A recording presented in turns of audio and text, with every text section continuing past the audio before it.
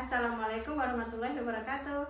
Hai semua, kali ini saya mau sharing tentang persyaratan KUR di tahun 2025.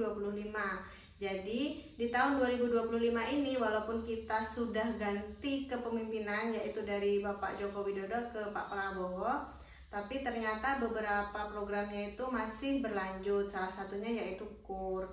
Nah, untuk ketentuan KUR sendiri di tahun 2025 itu masih sama dengan ketentuan di tahun 2024. Nah, di video ini saya hanya merefresh beberapa ketentuan KUR yang masih berlaku di tahun 2025.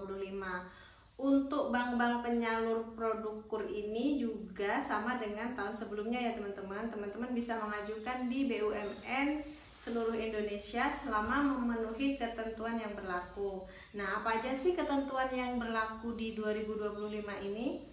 Nah, yang pertama saya mau bahas jenis KUR-nya dulu ya.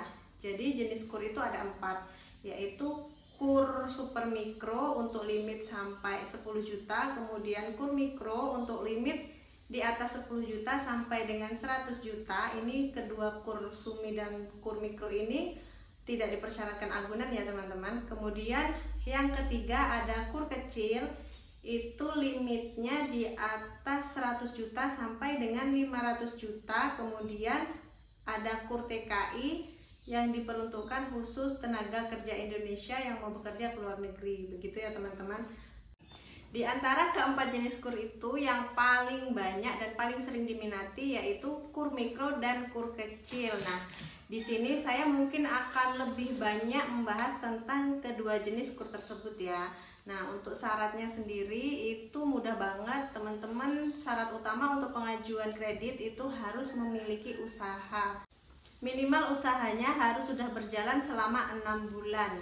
Kemudian untuk persyaratan usia, jika teman-teman belum menikah, syarat usianya harus sudah berusia 21 tahun, atau boleh kalau misal belum 21 tahun tapi statusnya harus sudah menikah. Sedangkan untuk jangka waktu kreditnya bisa diajukan dari 1 tahun paling minimalnya sampai dengan 5 tahun.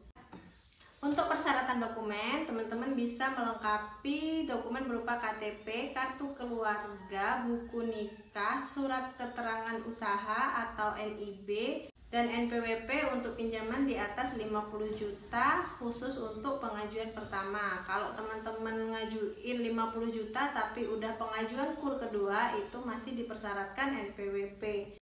Nah, kalau teman-teman ada niat untuk mengajukan KUR, itu sudah bisa diajukan per tanggal 7 Januari di seluruh bank mandiri yang ada di Indonesia ya teman-teman. Oke teman-teman, sekian video kali ini. Jadi intinya kalau mau ngajuin KUR di tahun 2025 itu sudah dibuka dengan syarat seperti tahun sebelumnya. Dan untuk ketentuan suku bunga juga masih sama ya. Untuk pengajuan pertama itu suku bunganya 6% efektif per tahun, pengajuan kedua 7% efektif per tahun, ketiga 8% efektif per tahun, dan yang keempat 9% efektif per tahun. Sekian video dari saya akhiri. Wassalamualaikum warahmatullahi wabarakatuh.